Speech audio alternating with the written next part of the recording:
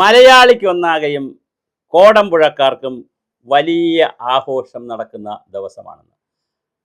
അബ്ദുൾ റഹീം എന്ന് പറയുന്ന ഒരു ചെറുപ്പക്കാരൻ, ഇപ്പം ചെറുപ്പമല്ല, 24 വയസ്സ് കഴിഞ്ഞു, കുറച്ച് 46 വയസ്സായി, ഉമ്മയുടെ സ്നേഹത്തണലിലേക്ക് എത്തിയിരിക്കുന്നു.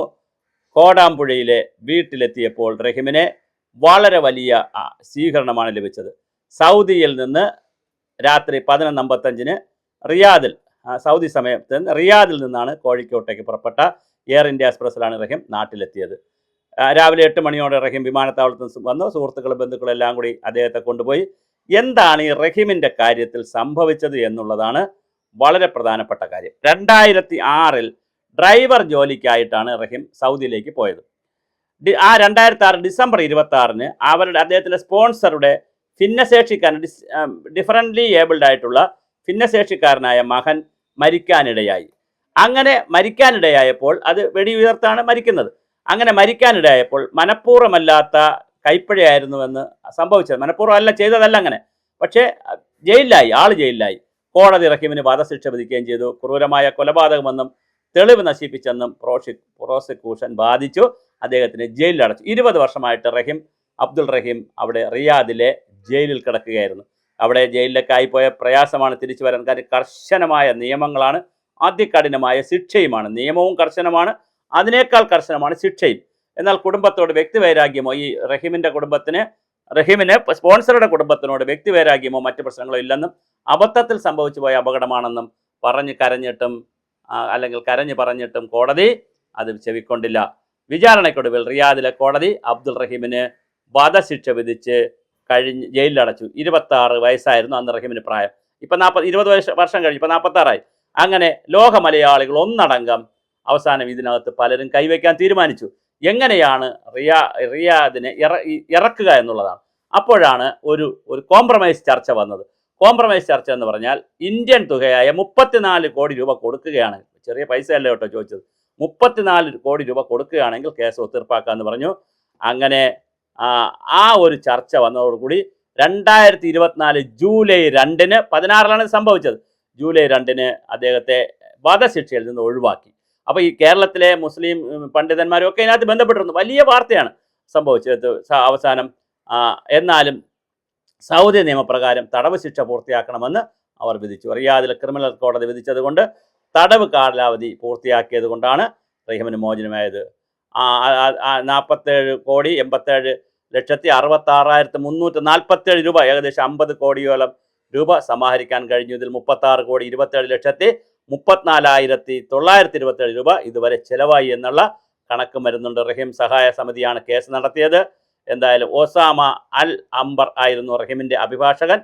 സിദ്ദിഖ് തവൂർ റഹീമിൻ്റെ പവർ ഓഫ് അറ്റോർണിയായി പ്രവർത്തിച്ചു. എന്തായാലും 20 വർഷക്കാലത്തെ ഒരു ജയിൽവാസത്തിനും എല്ലാം കൂടി നോക്കുമ്പോൾ 25 വർഷക്കാലത്തെ വിദേശവാസത്തിന് ശേഷം അങ്ങനെ അബ്ദുൾ റഹീം തിരിച്ച് കേരളത്തിലെത്തി. അപ്പോഴാണ് നമ്മളൊരു കാര്യം മനസ്സിലാക്കേണ്ടത്. പ്രതിയായാലും വാദിയായാലും രോഗം വന്നാലും എന്ത് വന്നാലും മരണം സംഭവിക്കുന്ന ഒരു ദിവസമുണ്ട്, ഒരു നിമിഷമുണ്ട്. അതുവരെ നമുക്ക് ജീവൻ കിട്ടിക്കൊണ്ടേയിരിക്കും. തെറ്റ് ചെയ്താലും ചെയ്തില്ലെങ്കിലും ഏതെങ്കിലുമൊക്കെ രൂപത്തിൽ നമുക്ക് രക്ഷകൻ വരും. നിങ്ങൾ ആലോചിക്കൂ, 40 കോടി രൂപയാണ് ലോകത്തിൻ്റെ വിവിധ ഭാഗങ്ങളിൽ നിന്ന് പിരിക്കാൻ കഴിഞ്ഞത്. 34 കോടി രൂപ കൊടുത്തു, പിന്നെ ഇതിൻ്റെ മറ്റ് വട്ടച്ചിലവെല്ലാം കൂടി 2 കോടി രൂപയായി. അപ്പോൾ ഇങ്ങനെ പറ്റുന്നു. അപ്പോൾ ഇതും വളരെ പ്രധാനപ്പെട്ട ഒരു കാര്യമാണ്. എന്തായാലും റഹീമിനെ എയർപോർട്ടിലെത്തിച്ച് ഇമിഗ്രേഷൻ നടപടികളെല്ലാം പൂർത്തിയാക്കി. പവർ ഓഫ് അറ്റോർണി സിദ്ദിഖ് തവൂരും കുടുംബവും റഹീമിനോടൊപ്പം കോഴിക്കോട്ട് വന്നു. അങ്ങനെ വളരെ രസകരമായിട്ടുള്ള ഒരു കഥയാണ് മലയാളി കേട്ടത്. എന്തായാലും അദ്ദേഹം വിദേശത്ത് പോയി. അദ്ദേഹത്തിൻ്റെ കുഴപ്പം കൊണ്ടല്ല, റഹീമിൻ്റെ മനഃപൂർവ്വം കൊന്നതല്ല എന്നാണ് പറയുന്നത്. പക്ഷേ റൈഫിളിൽ നിന്ന് വെടിയുതിർത്തപ്പോൾ ഭിന്നശേഷിക്കാരനായ കുഞ്ഞ് മരിച്ചുപോയി. ഇത് വലിയ വിവാദമായി, വളരെ വലിയ തർക്കമായി. 20-25 വർഷമായി സൗദിയും കേരളവും തമ്മിൽ വലിയ ചർച്ചയും നടന്നു. ഇതിനിടയിൽ പല ഗവൺമെൻറ്റുകളും, ഇന്ത്യ ഗവൺമെൻറ്റുകളും ഇന്ത്യൻ എംബസിയും ഒക്കെ പല രൂപത്തിൽ മോചനദ്രവ്യം കൊടുത്തുകൊണ്ട്, മോചനദ്രവ്യം എന്നാണ് അതിന് പറയുന്ന വാക്ക്, മോചനദ്രവ്യം കൊടുത്തുകൊണ്ട് കൊണ്ടുവരാൻ ശ്രമിച്ചു. പക്ഷേ മോചനദ്രവ്യം എന്ന് പറഞ്ഞാൽ ചെറിയ പൈസയല്ല, അതാണ് വിഷയം. നമ്മളിവിടെ 5 കോടി 10 കോടി കൊടുത്താൽ ഇറക്കാം. പക്ഷേ 34 കോടി എന്ന് പറഞ്ഞാൽ ഡോളറിലും റിയാലിലൊക്കെ കണക്കാക്കുന്നുണ്ടാണ് ഇത്രയും പൈസ വരുന്നത്. അപ്പോൾ വലിയ തുകയാണ് വേണ്ടി വന്നത്. എന്തായാലും അബ്ദുൾ റഹീം കേരളത്തിലേക്ക് തിരിച്ചു വന്നു. കോടാമ്പുഴയിൽ വീണ്ടും അവർക്ക് ഒരു മകൻ, അവർ ഉമ്മയെ ജീവിച്ചിരിക്കുമ്പോൾ ഒരു മകൻ വിദേശത്ത് വലിയ ജോലി ചെയ്യാൻ പോയി, അധ്വാനിക്കാൻ വേണ്ടി പോയി, കാശുണ്ടാക്കാൻ വേണ്ടി സ്വപ്നങ്ങൾ നെയ്തുകൊണ്ട് പോയൊരു ചെറുപ്പക്കാരന് 26 വയസ്സിൽ പോയ ആൾ ആലോചിക്കൂ, 20 വർഷം അദ്ദേഹം ജയിലിൽ കിടക്കാതിരുന്നെങ്കിൽ എത്ര രൂപ സമ്പാദിക്കുമായിരുന്നു. പക്ഷേ ജീവനെങ്കിലും തിരിച്ചു കിട്ടിയല്ലോ എന്നുള്ള സന്തോഷമാണ് വീട്ടുകാർക്കും നാട്ടുകാർക്കും. 20 വർഷത്തോളം അവിടെ ജയിലിൽ കിടന്നു. വളരെ കഠിനമായ ശിക്ഷയുള്ള നാടാണ് സൗദിയും റിയാദുമൊക്കെ. എന്തായാലും അവിടെ ശിക്ഷ വിധിച്ചു. അവിടെ ഇദ്ദേഹം എന്ത് പറഞ്ഞിട്ടും കോടതി വെറുതെ വിട്ടില്ല. തടവ് ശിക്ഷ, വധശിക്ഷ ഒഴിവാക്കിയിട്ടും പറഞ്ഞു വധശിക്ഷ ഒഴിവാക്കിയിരിക്കുന്നു, പക്ഷേ തടവ് ശിക്ഷ ഒഴിവാക്കാൻ പറ്റില്ല, അത് അനുവദിച്ച കാലം അത്രയും കിടന്നേ പറ്റൂ എന്ന് പറഞ്ഞാണ് ഈ 20 വർഷം കിടന്നത്. കഴിഞ്ഞ ദിവസം കേരളത്തിലെത്തിയിട്ടുണ്ട്. അപ്പോൾ മലയാളിയുടെ കൂട്ടായ്മയ്ക്ക് മറ്റൊരു വിജയം കൂടിയാണ്. ഒരുപാട് ആളുകളുടെ പണം സമാഹരിച്ചുകൊണ്ടാണല്ലോ 34 കോടി രൂപ എന്ന് പറഞ്ഞ ചെറിയ പണമല്ല. എത്രയോ ആയിരക്കണക്കിന് ആളുകൾ അവരുടെ ചില്ലിക്കാശ് മുതൽ ലക്ഷങ്ങൾ വരെ സംഭാവന ചെയ്താൽ ഇത്രയും വലിയ കോടി തുക കിട്ടുകയുള്ളൂ. അപ്പോൾ അത്രയും തുക പിരിച്ചു ഒരു വ്യക്തിയെ കൊണ്ടുവരാൻ വേണ്ടി എല്ലാവരും സഹായിച്ചു. അതൊരു മാനവികതയാണ്. അതിനകത്ത് ക്രിസ്ത്യാനികളുണ്ട്, മുസ്ലിങ്ങളുണ്ട്, ഹിന്ദുക്കളുണ്ട്, എല്ലാവരും ഉണ്ട് ഈ സഹായിച്ചത്. വലിയ വാർത്തയാണ് കേരളത്തിൽ വന്നത്. ഒരു സഹായ സമിതി ഉണ്ടാക്കി അവർ പണം പിരിച്ചു. പക്ഷെ അവർ കൃത്യമായി കണക്കും കൂടെ പുറത്ത് പറയുന്നു എന്നുള്ളത് വളരെ സന്തോഷമാണ്. 50 കോടിക്കകത്ത് പിരിച്ചിട്ട് 35 കോടിയെ ചിലവായിട്ടുള്ളൂ, 36 കോടി, ബാക്കി 15 കോടി അവർക്ക് വേണമെങ്കിൽ മുക്കാം. പക്ഷെ അതല്ല, അവരത് വച്ചിട്ടുണ്ടെന്ന് അറിയുന്നു. അതിന് എന്ത് ചെയ്യുമെന്ന് നമുക്കറിയില്ല.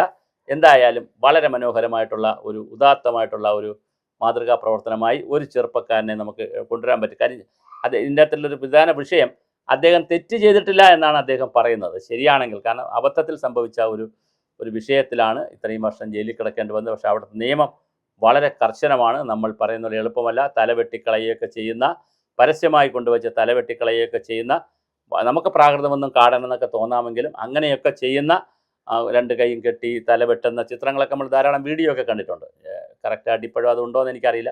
പക്ഷെ ധാരാളം വീഡിയോ നേരത്തെ എൻ്റെ ചെറുപ്പകാലത്തൊക്കെ ധാരാളം വീഡിയോസ് കണ്ടിട്ടുണ്ട്. പരസ്യ സമയത്ത് ഈ വെള്ളിയാഴ്ച ദിവസമൊക്കെ ബാങ്ക് വിളിയൊക്കെ കഴിഞ്ഞ് കഴിയുമ്പോൾ പരസ്യമായി പാൻറ്റും സൂട്ടും ഒക്കെ ഇട്ട് കൈ 2 ബാക്കിൽ കെട്ടിക്കൊണ്ടുവന്ന് പരസ്യമായി കെട്ടി തൂക്കി കഴുത്തറുത്ത് കളയുകയും അങ്ങനെ വെടിവെച്ച് കൊല്ലുകയും പല രൂപത്തിലുള്ള വളരെ വളരെ ക്രൂരമായ രീതിയിലുള്ള ശിക്ഷാ നടപടികൾ അവിടെ സൗദിയിലുണ്ട്.